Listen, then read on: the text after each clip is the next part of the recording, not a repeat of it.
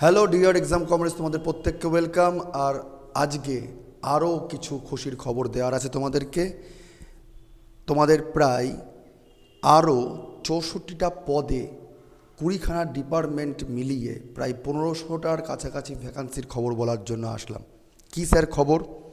তার আগে প্রত্যেককে ওয়েলকাম এক্সাম কমরেডস অ্যাচিভার্সিটিতে। তোমরা আমাদের ক্লাস দেখার জন্য আমাদের অ্যাপটা দ্রুত প্লে স্টোর থেকে ডাউনলোড করে নাও। আর YouTube channel, Facebook page follow রাখো, ইভেন টেলিগ্রাম গ্রুপ ফলো রাখো, যেখানে আমরা সম্পূর্ণ এই যে চাকরির খবরগুলো তার নোটিফিকেশানগুলো আমরা সরাসরি তোমাদের দিয়ে দিই। এবং প্রথম কমেন্টেই কিন্তু টেলিগ্রাম গ্রুপের লিঙ্ক দেওয়া আছে, সেইগুলো দেখে নিতে পারো। তো কিসের তার নোটিফিকেশান বেরিয়েছে?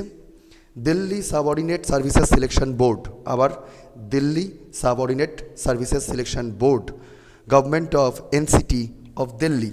এখানে প্রায় 20টি ডিপার্টমেন্টে 64টা পদে 1500টার কাছাকাছি ভ্যাকান্সি বেরিয়েছে। স্যার কী কী বিষয়বস্তুগুলো হচ্ছে, এই ভ্যাকান্সিগুলোর অলরেডি কিন্তু অ্যাপ্লিকেশান শুরু হয়ে গেছে। কবে থেকে? 19শে মার্চ 2024 থেকে অ্যাপ্লিকেশান শুরু হয়ে গেছে ফর্ম ফিল আপের। আর লাস্ট ডেট হচ্ছে 17/4/2024, মানে 17ই এপ্রিল 2024 সালে কিন্তু এর অ্যাপ্লিকেশান করার লাস্ট ডেট। সুতরাং দেরি করো না। যারা দিল্লিতে গিয়ে দেশকে সবল করবে, বিভিন্ন ডিপার্টমেন্টে গিয়ে ভাবছো, শুধুমাত্র এসএসসির পরীক্ষা নয়, রেলের পরীক্ষা নয়, আরও বিভিন্ন ডিপার্টমেন্ট থেকে নিজেদের যোগ্যতাকে প্রমাণ করবে ন্যাশনাল লেভেলে গিয়ে, তারা কিন্তু তোমাদের কাছে একটা বড়সড় আরও সুযোগ, ন্যাশনাল লেভেলের একটা পরীক্ষা। তো বলেই দিলাম কথা মতো, দেখতে পাচ্ছ যে 19শে মার্চ 2024 ফর্ম ফিল আপ শুরু হয়ে গেছে। লাস্ট ডেট ফর্ম ফিল আপে 17ই এপ্রিল 2024। মোটামুটি আমি তোমাদের মেন দেখাচ্ছি কী কী জিনিসপত্র রয়েছে, কী কী পোস্ট রয়েছে। যদি ওভারঅল দেখে নিই কী কী যোগ্যতা লাগবে, দেখো 20খানা ডিপার্টমেন্টে 64খানা পদ, মানে বিভিন্ন পোস্টের জন্য বিভিন্ন রকম কোয়ালিফিকেশানস আছে, বিভিন্ন রকম ক্রাইটেরিয়া রয়েছে। যেমন স্যার, ম্যাট্রিক পাস হলেও কিছু পদ করা যায়, কিছু কিছু সময় তোমাদের হয়তো গ্র্যাজুয়েশন লাগবে, কিছু কিছু সময় হয়তো তোমার ডিপ্লোমা পাস হলেও তোমরা অ্যাপ্লিকেবল হতে পারবে। তো বিভিন্ন পোস্টের জন্য বিভিন্ন রকম কোয়ালিফিকেশানস দেওয়া আছে।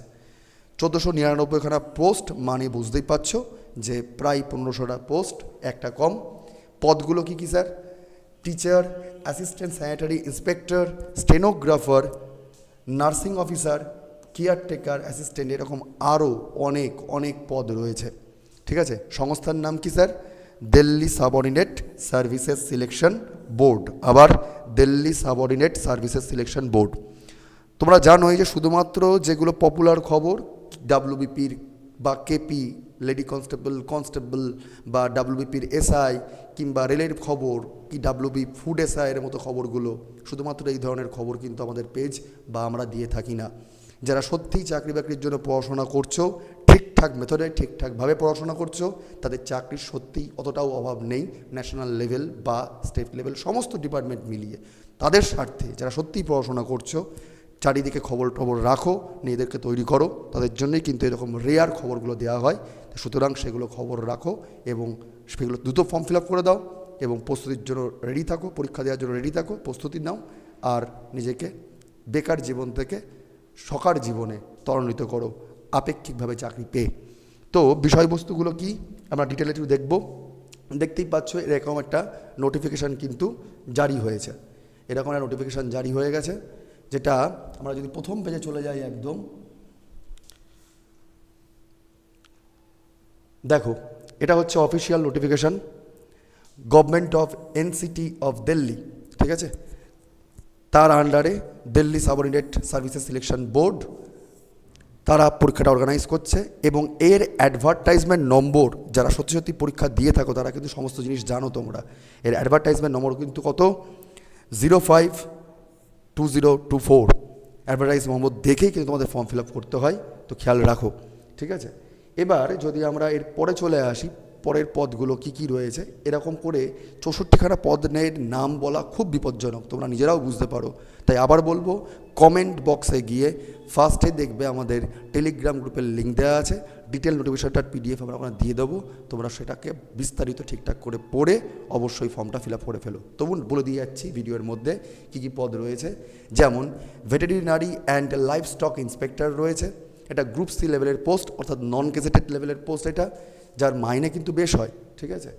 আর এইরকমই তোমার রয়েছে আরেকটা পোস্টের নাম ক্যান্টিন অ্যাসিস্ট্যান্ট, এছাড়া তোমার রয়েছে সেলসম্যান গ্রেড 1, এছাড়া তোমার রয়েছে general correspondent assistant, store keeper, account assistant and cashier, PGT, ঠিক আছে। আরও যদি তোমরা যাও অনেক রকম পোস্টের নাম পাবে, যেমন PGT English, PGT Sanskrit, PGT music, okay, PGT painting, assistant architect, assistant director of horticulture, chair side assistant, dental mechanic, dental operating room assistant, ECG technician, statistical assistant, welder, assistant director horticulture. তার মানে sir শুধুমাত্র বললামই তো যে মাধ্যমিক থেকে diploma pass কি graduation কিংবা তারও ওপরে বিভিন্ন পদের জন্য বিভিন্ন রকম কোয়ালিফিকেশন তারা চাইছে, এবং মোটামুটি সমস্ত পদের ক্ষেত্রে যদি দেখা যেতে পারে যে ওভারঅল বলা যেতে পারে 18 থেকে 27 এজের ছেলেপুলেরা কিন্তু তোমরা অ্যাপ্লাই করতে পারো। তবে বিশেষ কিছু পদের জন্য কিন্তু 30 কিংবা কখনো কখনো 33 এই এজটাও করার সুযোগ রয়েছে। তাই বিস্তারিত নোটিফিকেশানটা দেখে নিজের কোয়ালিফিকেশান বুঝে অবশ্যই তোমার যদি ইচ্ছা থাকে ফর্ম ফিল আপটা করে দিও। ভালো চাকরি, ভালো মাইনাপত্র রয়েছে, এখানে পে স্কেল ভালো রয়েছে। যেমন sir laboratory assistant, public health nursing officer, assistant community organizer, assistant sanitary inspector, stenographer grade D, ঠিক আছে, কেয়ারটেকার। আমরা যদি একটু আধটু চলে যাই যে কোথায় কত মাইনে, এক দুটোর আমরা দেখে নিই, কারণ এতগুলো তো বলা যায় না। আমরা যদি এক দুটোকে দেখে নিই, ধরো এইখানেই অ্যাব্রাপ্টলি আমরা খুললাম, এই পোস্টের নামটা দেখে নাও। পোস্টের নামটা কি? পোস্টের নামটা হচ্ছে ভ্যাকসিনেটর, ঠিক আছে, ভ্যাকসিনেটর অর্থাৎ ভ্যাকসিন যারা দেয়। পোস্ট কোড তোমরা বুঝতে পারছো, প্রতিটা 64টা পদ রয়েছে, তাই পোস্ট কোড থাকবে 72/24, ঠিক আছে। ভ্যাকসিনেটর পোস্টার নাম। ডিপার্টমেন্ট কি? নিউ দিল্লি মিউনিসিপ্যাল কাউন্সিল, এর আন্ডারে পোস্টটা বেরিয়েছে, ঠিক আছে। আচ্ছা, এটার নাম্বার অফ ভ্যাকান্সিজ কত তুমি দেখো তাহলে দেখতে হবে যে অনেকগুলো ভ্যাকান্সি রয়েছে।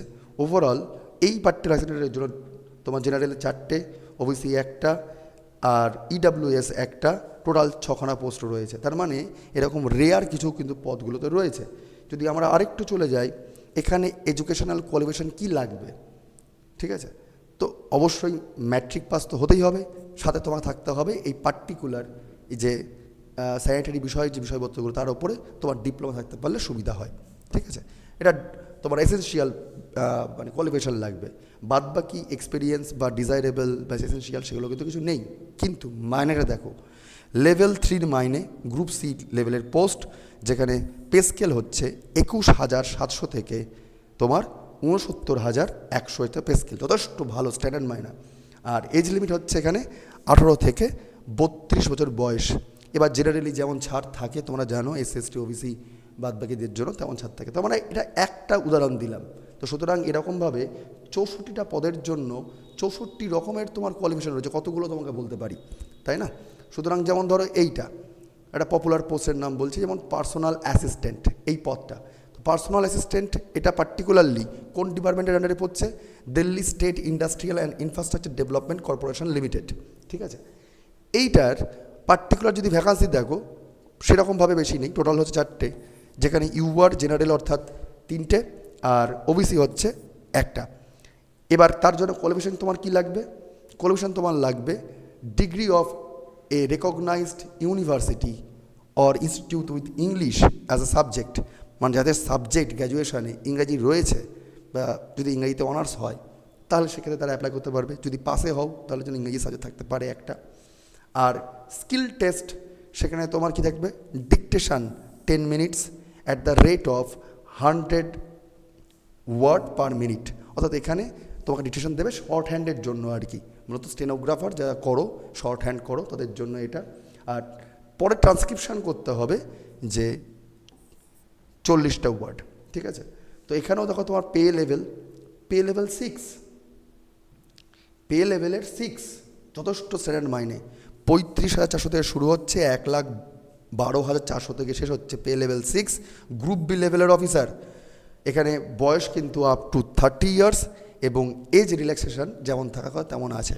তোমরা ওভারঅল দেখছো 4-5টা করে পদ, কিন্তু এই যে এসএসসির পরীক্ষা তোমরা দাও, রেলের পরীক্ষা দাও, সারা ভারতবর্ষ থেকে লাখ লাখ কোটি কোটি ছেলে পরীক্ষা দিচ্ছে, সেখানে এই ধরনের কিন্তু অফবিট যে পরীক্ষাগুলো, যেগুলো আমরা বলছি যে এক্সাম কমরেডস ইউনিভার্সিটি শুধুমাত্র যেগুলো পপুলার এক্সাম, মাস এক্সাম, সেগুলো শুধু খবর দেয় না।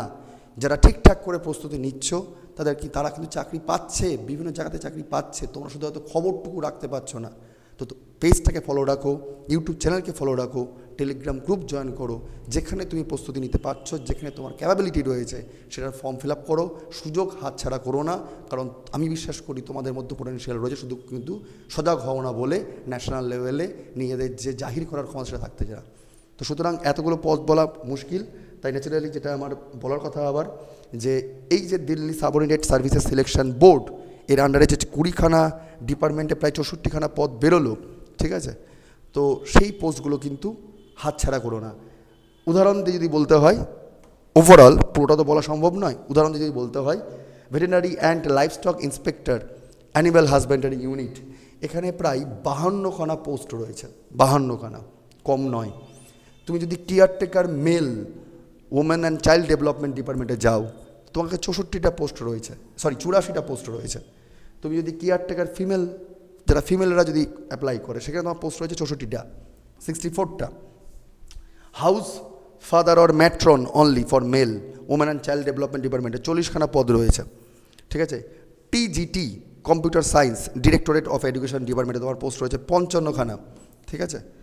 অ্যাসিস্ট্যান্ট ম্যানেজার অ্যাকাউন্টসে, একে শর্টে বলা হয় ডিএসসি এসসি, 26খানা পদ রয়েছে। তো এরকম আরও 58খানা পোস্ট রয়েছে, যেগুলো সবকটা কিন্তু একবারে বলা সম্ভব নয়। বারবার করে বলছি, টেলিগ্রাম গ্রুপে জয়েন করো, ভালো করে পিডিএফটা দেখে নাও, আর যেখানে যেখানে তোমার সুযোগ সুবিধা রয়েছে সেখানে সেখানে তোমার অ্যাপ্লাই অবশ্য করে দাও, এবং সেই অনুযায়ী কিন্তু পড়াশোনার প্রস্তুতি করো, কারণ রিক্রুটমেন্ট খুব কুইকলি হয় বাবা। তো খবর রাখো, চোখ কান খোলা রাখো। কেরিয়ার এতটা ছোটো নয়, হাতের মুঠোয় তুমি বাড়ি বসে থাকলে কোথায় সুইজারল্যান্ড আর কোথায় তুমি এক নিমেষে একাকার হয়ে যায়। সুতরাং একটু সাহস করো, পড়াশোনা করো ঠিকঠাকভাবে, পরীক্ষার ফর্ম ফিল আপ করো, আর নিজেকে, নিজের যে বেকার যে ট্যাগ আছে সেটাকে পুরো একেবারে লোককে দেখিয়ে দাও যে তুমি পারো, তুমি পারো। এটা আমরা শিক্ষকরা বিশ্বাস করি, শুধুমাত্র একটু সচেতনতার অভাব বা ঠিক জায়গায় তোমাদেরকে খবর পৌঁছে দেওয়া হয় না, তার অভাব রয়েছে, ঠিক আছে? আর মোটামুটি পরীক্ষাগুলো কিসে হবে? পরীক্ষাগুলো টায়ার 1 একটা হবে, মানে একটা প্রিলিমস আছে, তারপর টায়ার 2 হবে, মানে একটা মেন্স রয়েছে, আর তারপরে তোমার ডাইরেক্ট ডকুমেন্ট ভেরিফিকেশন হয়ে তোমার জয়েনিং আছে। তা সুতরাং খুব একটা ইন্টারভিউ ব্যাপার স্যাপারও নেই। তো এক একটা পোস্টের জন্য এক এক রকম বিষয়বস্তুগুলো রয়েছে। ওভারঅল বললামই যে ওভারঅল যদি ক্রাইটেরিয়া বলা হয় বিভিন্ন পদের জন্য, মানে যারা মাধ্যমিক পাস, যারা ডিপ্লোমা পাস, যারা ব্যাচেলার ডিগ্রি রয়েছে, মানে গ্র্যাজুয়েশন রয়েছে প্লেন, যারা মাস্টার ডিগ্রি রয়েছে, কিংবা অনেক সময় তোমার বিটেক কিছু পোস্টে চাওয়া হয় বা বি চাওয়া হয় কোনো কোনো পোস্টের জন্য, কোনো কোনো পোস্টের জন্য এমবিএ এমসিএকে রিকোয়ারমেন্ট রয়েছে। তো সুতরাং বিভিন্ন তুমি যে সেগমেন্টেরই লোক হয়ে যাও না কেন, এটা কিন্তু বিভিন্ন রকমের পদ রয়েছে। তোমার যদি মনে হয় যে তুমি অ্যাপ্লিকেবল করতে পারছো, তুমি অ্যাপ্লাই করতে পারছো, অবশ্যই ফর্মটা ফিল আপ করে দিও, ঠিক আছে? সুতরাং দেরি করো না, আবার বলছি, ভালো ভালো পদ রয়েছে, এবং মোটামুটি এই ফর্ম ফিল আপের জন্য তোমার সময় টাকা লাগবে 100 টাকা। আর তুমি যদি এসসি এসটি ওমেন কিংবা এক্স সার্ভিসম্যান বা পিডাব্লিউ হও, ফিজিক্যাল স্পেশাল ফিজিক্যাল মানে পার্সোনালিটির মানুষ হয়ে থাকো, তাই তোমার কোনো টাকা দিতে লাগছে না। আর পেমেন্ট মেথড অবশ্যই অনলাইন মেথড, এসবিআই ইপের মাধ্যমে হয়ে থাকবে, যেমন হয়ে থাকে যারা বিভিন্ন রকম পরীক্ষা দেয় তারা খবর রাখে, এটা আমি বিশ্বাস করি। তো এই অবধি থাকলো আজকে ছোট্ট একটা খবর। তো যেটা মূল বিষয় বাবা, দেরি করো না, সুযোগ প্রচুর আছে, চোখটা খোলা রাখো, ফর্মটা ফিল আপ করো, নিজেকে প্রস্তুতি নাও, টেকনিক্যালি পড়ো। জ্ঞান নেওয়ার জন্য চাকরি বাকরি কেউ পড়ে না। পড়াশোনা করতে না আমার ভালো লেগেছে, না রবি ঠাকুরের ভালো লেগেছে, না তোমার ভালো লেগেছে। যখন তোমার মনে হবে যে না নিজের এখান থেকে ডেভেলপমেন্ট হয়, তখন তোমার যা যা করার দরকার তুমি তাই তাই করবে। সুতরাং চাকরি পাওয়ার জন্য তোমার যেটুকু লাগবে তুমি সেই রকম পড়াশোনা করো, নিজেকে তৈরি করো, নিজের স্বপ্নকে সত্যি করো। বেস্ট অফ লাক, আজ এই অবধি থাকলাম। পরের ক্লাসে খুব শিগগিরই আমরা আরও অনেক চাকরি খবর নিয়ে দেখা করছি। Best of luck, thank you.